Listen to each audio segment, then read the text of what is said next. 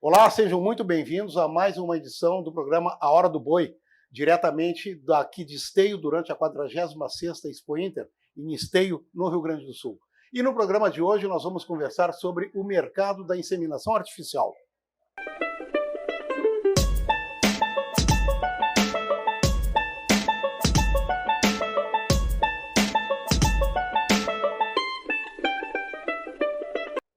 Mas antes da nossa entrevista, nós vamos à Scott Consultoria, nossos parceiros da Scott Consultoria, que nos trazem a movimentação e informações interessantes e importantes para o mercado pecuário durante essa semana.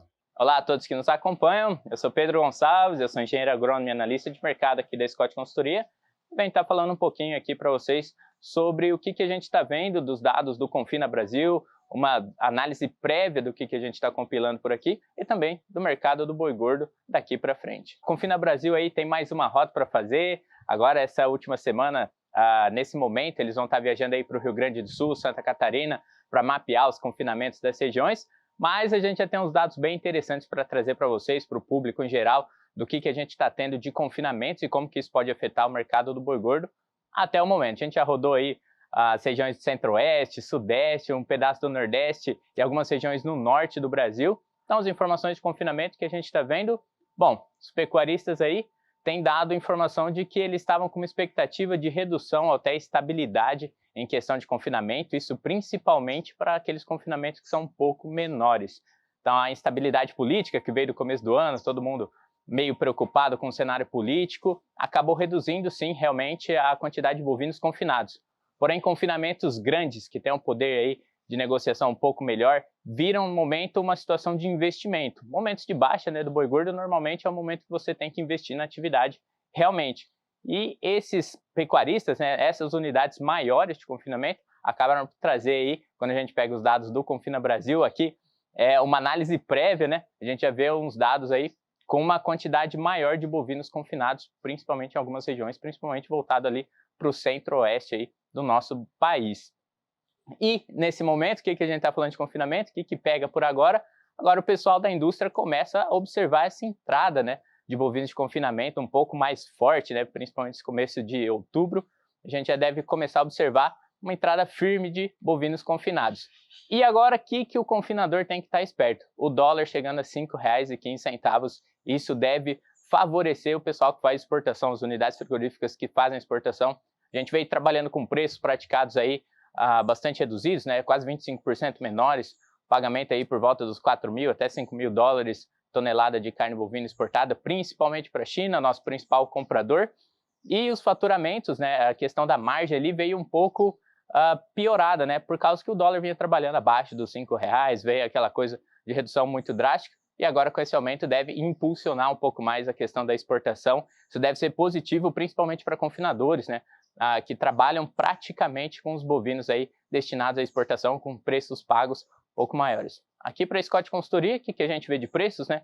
Aqui em São Paulo, usando São Paulo como referência, né, principal praça pecuária, a gente vê os preços aí praticados de R$ 230 a R$ 240 por arroba, isso do bovino comum até o bovino especial aí para exportação.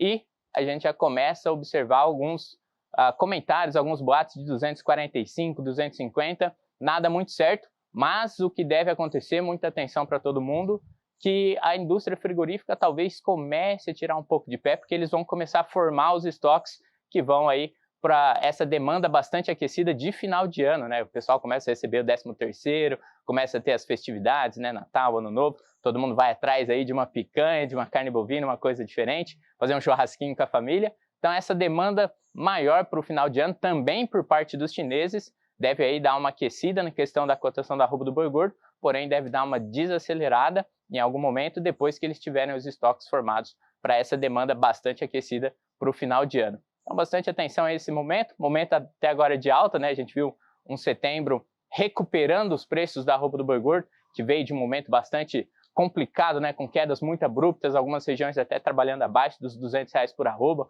coisa que fazia um tempinho que a gente não via, e agora uma recuperação boa, quase voltando aos R$ 250 por arroba aí, para bovinos principalmente para a China. Bom, pessoal, o que eu tinha para trazer hoje era isso. Mais uma vez, muito obrigado. Forte abraço a todos vocês que estão nos acompanhando e até a próxima. O canal A Granja Total Agro no YouTube tem muito conteúdo semanal para você. O programa A Hora do Grão traz todas as quartas muitas informações sobre mercado e meteorologia, com especialistas que ajudam na tomada de decisão. E para quem o assunto pecuária é o que mais interessa, a coluna do Pasto ao Prato com Fernando Furtado Veloso, tradicional na revista AGPEC, ganhou espaço também em nosso canal. Clique, se inscreva e ative o sininho para receber todas as notificações. Obrigado aí, pessoal da Scott. Nós voltamos a conversar semana que vem.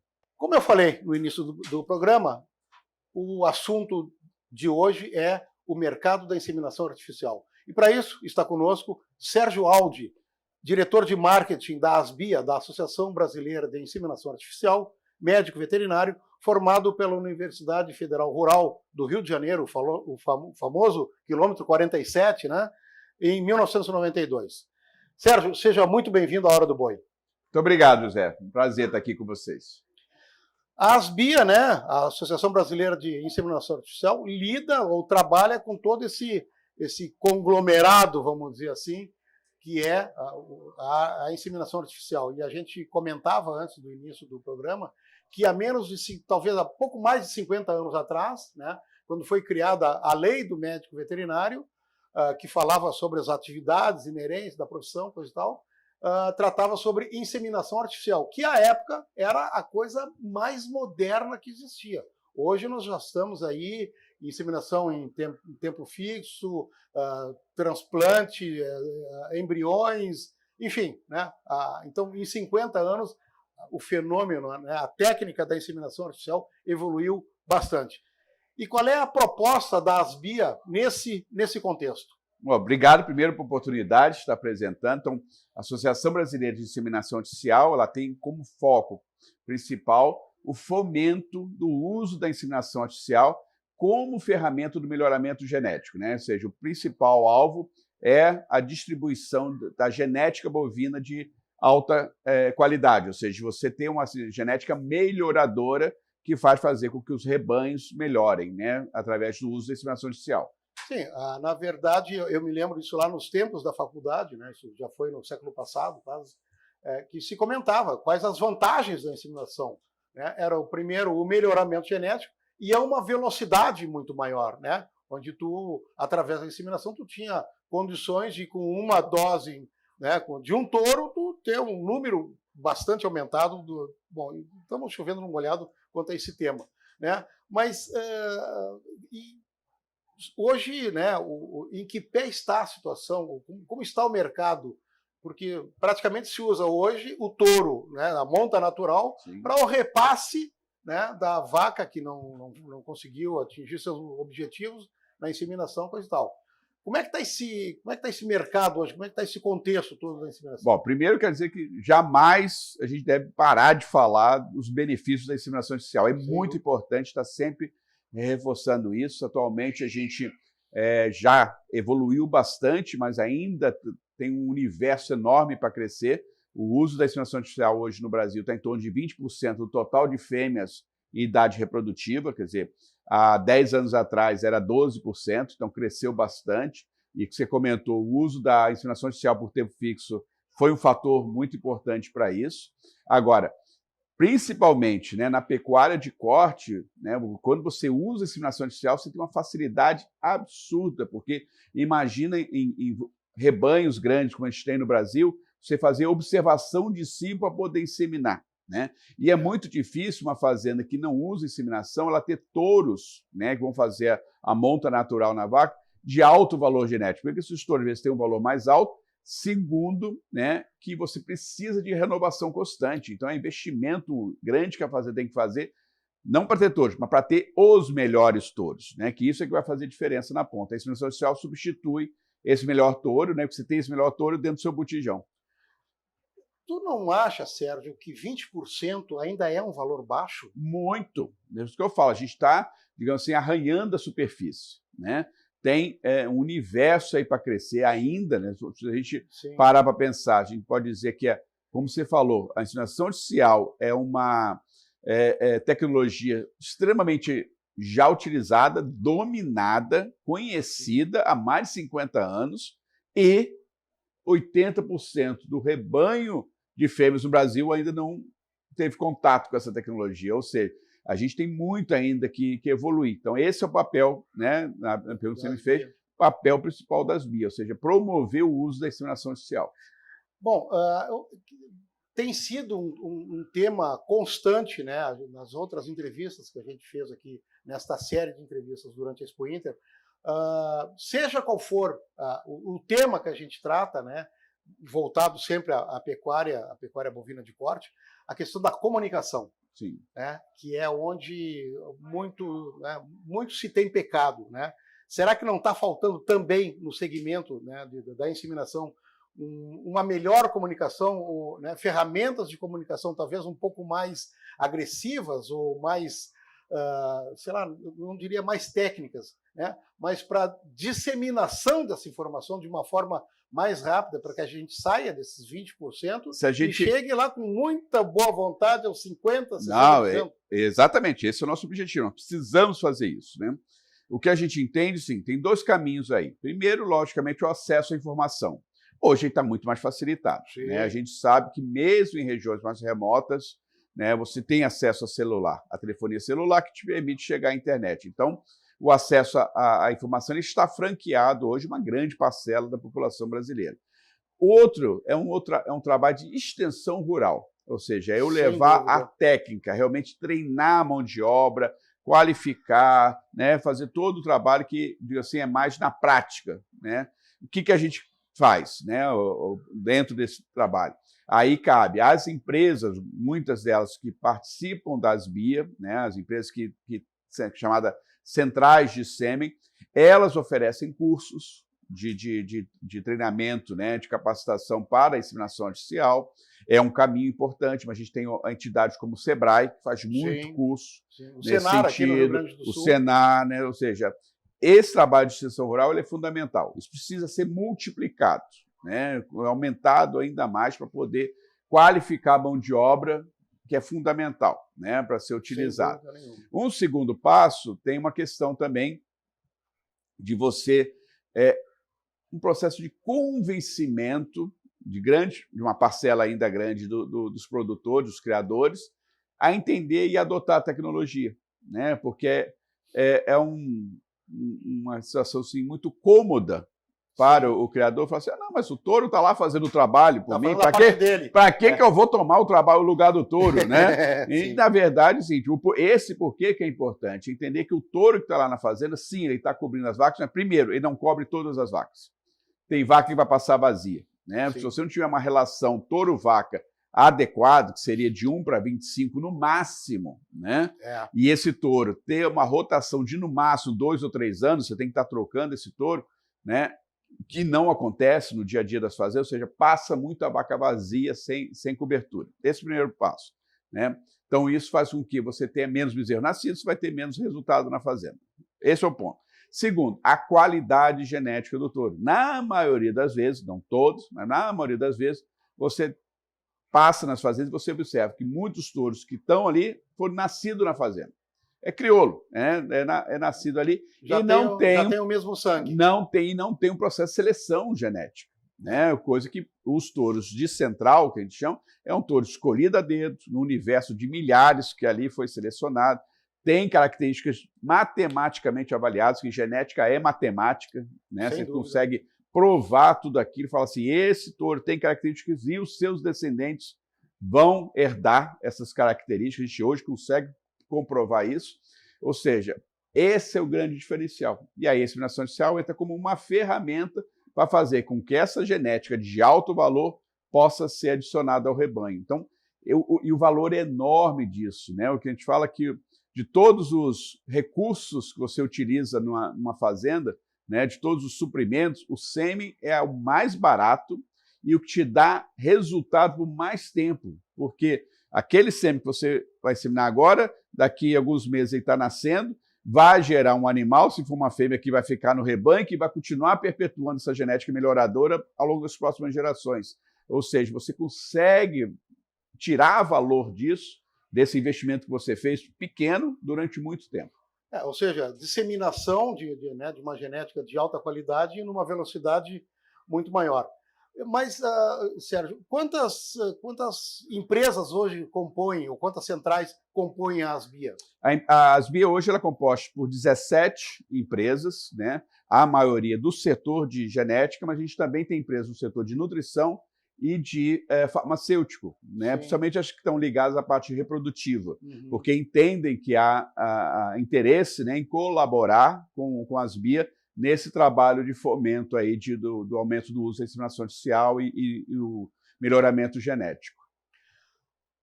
E o mercado, como é que está hoje? A pergunta que a gente, né, que tá no ar, essa ciclicidade e essa crise que se abateu, né, numa velocidade muito, né, os preços caíram, isso todo mundo, não, mas isso é cíclico, sempre acontece. Não, mas dessa vez caiu muito rápido e em pouco tempo, né?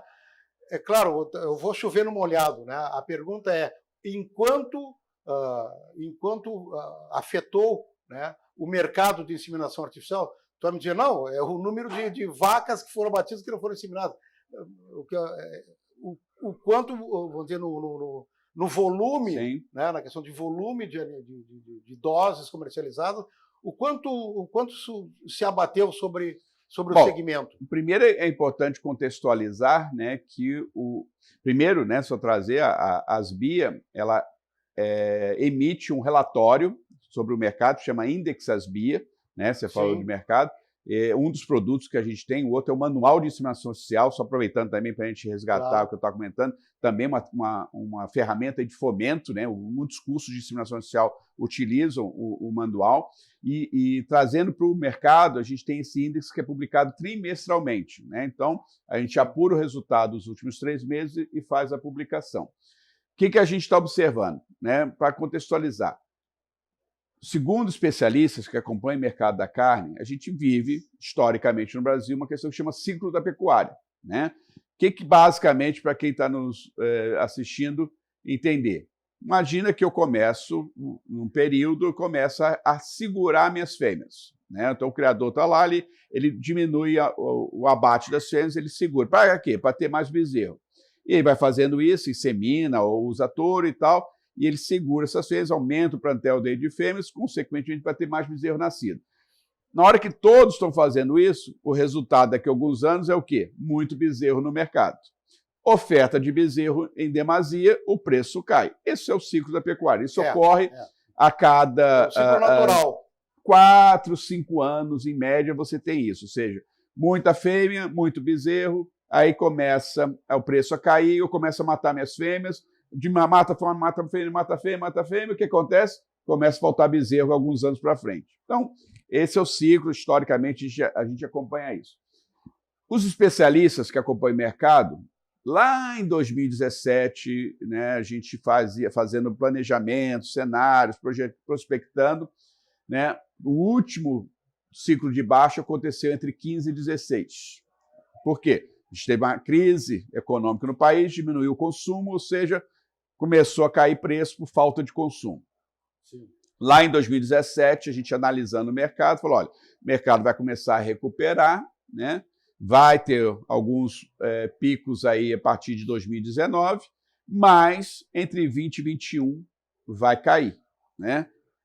Essa era a projeção. O que aconteceu entre 20 e 21 que mudou? Nós tivemos uma pandemia. A pandemia gerou aumento de consumo, porque houve distribuição de renda, né, uma injeção de capital, o pessoal transformou esse dinheiro em comida, né? Então houve aumento, isso retardou o ciclo de baixa, que foi acontecer agora em 22 e 23. De uma maneira bastante então forte, impactante. Ele foi ligeiramente alongado esse último ciclo, saiu dessa característica de 4, 5 anos e pulou para quase 5, 6. Sim. Então, natural, o que está acontecendo não é algo absurdo. O que foi absurdo? O pico de alta que nós tivemos em 2021 em função da mudança do cenário. Isso foi atípico, né? Sim. Então, o aumento, os valores exagerados, nós tivemos de arroba e a procura exagerada em 2021 foi fora da curva, né? E aí, logicamente, quando você compara com 21, você olha assim, nossa, mas que diferença. Não, mas não é... O problema é que 21 foi muito alto, né? A procura, a demanda exagerada pressionou os preços para cima. Estamos pagando a conta agora no pós-pandemia, né? Então, Sim. não só o Brasil, mas vários países estão enfrentando inflação mais elevada, né? Uma crise geral, você tem guerra, uma série de coisas estão afetando a capacidade de compra das pessoas. E isso está pressionando o consumo, que, consequentemente, vai pressionar o preço dos produtos. Estamos falando aqui, economês, não sei o quê, mas na essência é isso. É a velha lei da oferta e da demanda. Não é isso? É bem isso. Então, o que a gente enxerga? Né? Que é uma curva. A gente está numa curva de baixo que já está começando a reverter. Né?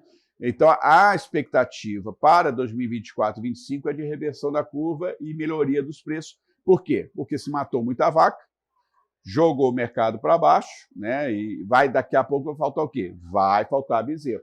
Então, qual é a mensagem que a gente deixa?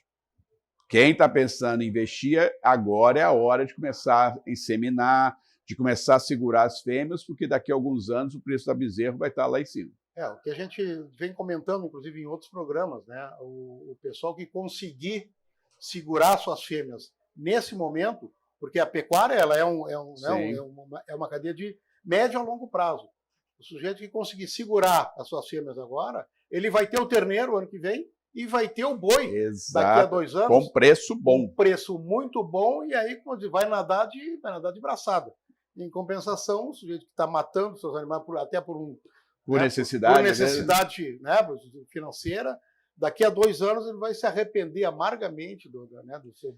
Isso é assim, né? A gente Faz sabe, parte, né? Tem gente que ganha dinheiro, tem gente que perde dinheiro, né? A gente fala assim, o dinheiro não some, ele troca de mãos.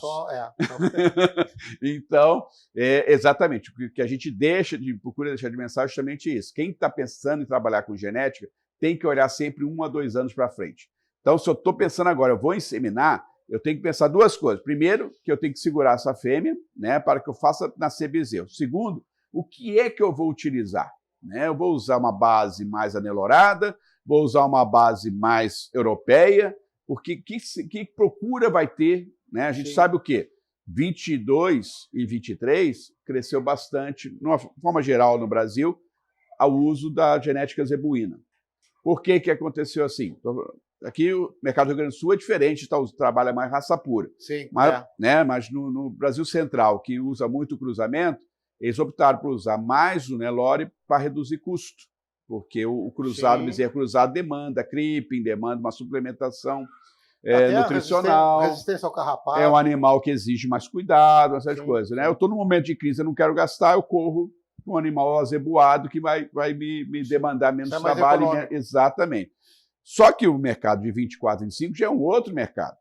Então tem que olhar para isso e falar assim, qual é o bezerro que vai ser procurado daqui a 2 anos? Né? Ou seja, o que eu tenho que produzir agora para estar entregando para o meu cliente lá na frente? Esse é um exercício que o produtor tem que fazer sempre. Né? Então o criador tem que olhar para o rebanho dele e falar assim, não, eu tenho que segurar minhas fêmeas, vou inseminá-las e de acordo com o mercado que eu tenho, fazer, não, eu tenho mercado para animal cruzado, vou fazer animal cruzado, porque daqui a alguns anos vai ter procura. Ou não, né? Eu não tenho mercado, vou vender vou continuar no arroz e feijão. Vou vender no preço de mercado e tudo mais. Sim. Eu vou no animal anelorado, né? Faço o animal Nelore. Então, essa é a visão analítica, né, que o criador tem que fazer agora para a tomada de decisão. Sérgio, e o mercado externo, tá? Além das questões de barreiras sanitárias bastante rigorosas, né, principalmente pelos nossos importadores, e algumas vezes até algumas barreiras comerciais disfarçadas de barreiras sanitárias, vamos dizer assim. Muita gente não gosta nem de dizer isso, mas é uma realidade. Existe algum movimento nessa questão de exportação de sêmen, ou a exportação de embriões do Brasil, né, para fora? Como é que está esse mercado? Bom, a exportação de sêmen, né, do Brasil tem crescido muito nos últimos anos. Né? O Brasil abriu diversas fronteiras, né? Já havia historicamente uma presença muito forte da genética brasileira em países como Paraguai, como Bolívia, como Costa Rica, né? Aqui na América Latina, e isso está se ampliando. Né? Hoje a gente já tem também a Guatemala como um país importante. A gente recebeu recentemente uma visita técnica, né, do Ministério da Agricultura do Peru, né, interessado em regularizar essa relação também das centrais, né, para poder exportar. A gente tem feito trabalhos para abrir o mercado da Ásia, né? Então a gente tem países como Sri Lanka, como Paquistão, a própria Índia, com potencial enorme de importação, né, da genética, principalmente aí nesse país a gente está falando, né, de gir leiteiro e o girolando como grandes potenciais para esse mercado. Quando a gente fala de Paraguai, Bolívia, a gente tem o Nelore como um mecanismo muito importante. Agora, a gente tem exportado todas as raças, que é interessante. A gente tem exportado Angus, a gente tem exportado Brahma bastante, a gente tem exportado Brahma, que é uma raça, Brahma, assim, que é muito forte na Colômbia, né? Eu esqueci, a Colômbia é um mercado muito importante para a gente também, tanto de corte quanto de leite, né? E agora a gente tem conseguido o Brahma brasileiro com base Nelore, conquistando mercados de Colômbia, que era extremamente tradicional, e também, né, na Costa Rica, né? Também tem tido demanda.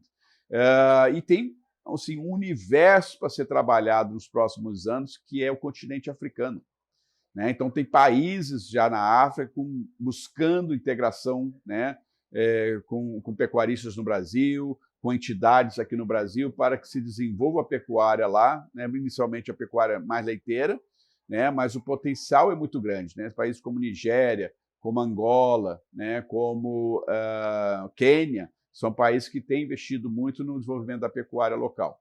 Não, é como tudo certo, se houver a possibilidade de abertura de mercado da Ásia, né, e da África, haja touro, haja central e haja qualidade, né, para abastecer esses mercados, né?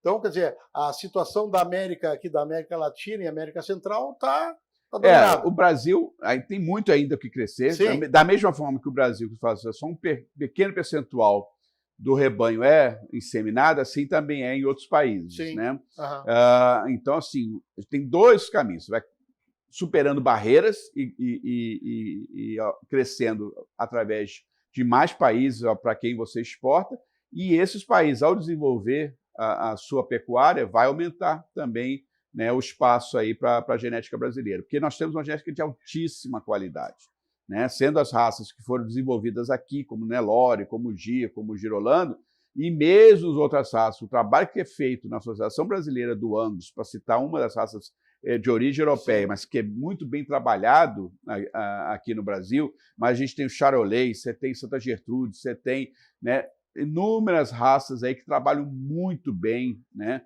e que hoje são, digamos assim, capazes de atender mercados internacionais tranquilamente. Sérgio, vamos dizer, não é bem o foco desse nosso programa, né, que ele chama Hora do Boi, e ele está voltado basicamente para a pecuária de corte.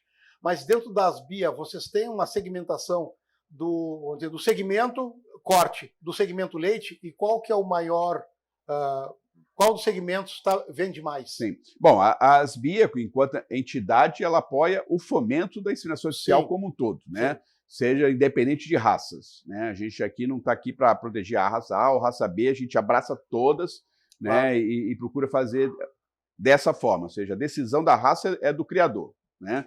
A gente procura promover o uso da técnica, né? Ou seja, tem que usar a inseminação artificial para que você possa usar uma genética de maior qualidade. Tá?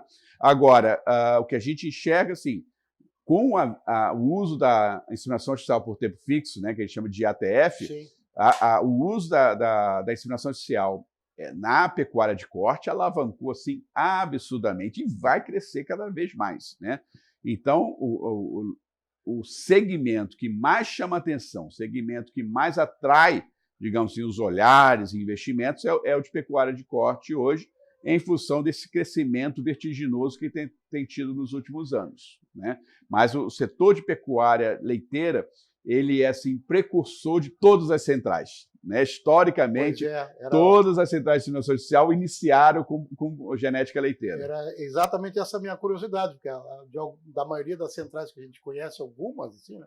Sempre, todas elas começaram com leite e depois derivaram para o corte, e tu está dando uma notícia muito boa, que graças à IATF, então, talvez a gente esteja saindo dos 20% em direção aí a um 40%, 50%. Sem dúvida, é o caminho. E só me permite, Claro. O que está mudando bastante, eu acho que vai ter uma mudança forte aí na pecuária leiteira nos próximos anos, é o uso da IATF na pecuária leiteira. Porque para o produtor de leite, o acompanhamento do cio é mais fácil, né? Ele está lá manejando as vacas diariamente. Só que o uso da IATF ajuda demais a diminuir o intervalo entre parto, ajuda a não perder cio de vaca, sim, entendeu? Sim. Então, muitas fazendas começam a adotar também a IATF no leite e isso vai causar uma revolução semelhante ao que a gente viu no corte. Bom, boas notícias. Sérgio Saúde, eu te agradeço por demais a tua visita aqui, as tuas informações. Eu acho que o nosso público vai, né, tenho certeza que vai gostar da troca de informação que a gente trouxe aqui. E eu deixaria mais alguns minutos para as tuas considerações finais. Eu que agradeço o espaço, para a gente é muito importante, né, como uma entidade de fomento do setor pecuário, qualquer espaço é importante para a gente, ainda mais, né, como a Granja aqui, que tem uma audiência tão grande, uma revista, né, e um programa tão respeitado. Então, o que eu deixo aqui de recado é reforçar que o uso da inseminação artificial como ferramenta para levar valor genético para o rebanho é o investimento mais barato que um pecuarista pode fazer, né? Isso aí realmente traz muito resultado, esse resultado perdura por anos dentro da propriedade, e aqueles que estiverem interessados, a gente procura as BIA, a gente tem lá, né, uma entidade sem fins lucrativos para poder promover mesmo, a gente ajuda a orientar sobre cursos de inseminação artificial, promove o manual de inseminação artificial que ajuda também a orientar como fazer, tem lá todo passo a passo, né? Ou seja, eu não conheço nada, eu quero aprender. A gente consegue orientar, tudo bem, só procurar a gente, asbia.org.br. Este foi Sérgio Saúde, diretor de marketing da Asbia, que esteve aqui no nosso programa A Hora do Boi. Sempre lembrando, se gostou, deixe o seu like, ative o sininho ali para se inscrever no nosso programa e receber informação qualificada toda semana. A Hora do Boi volta na próxima semana. Até lá, muito obrigado.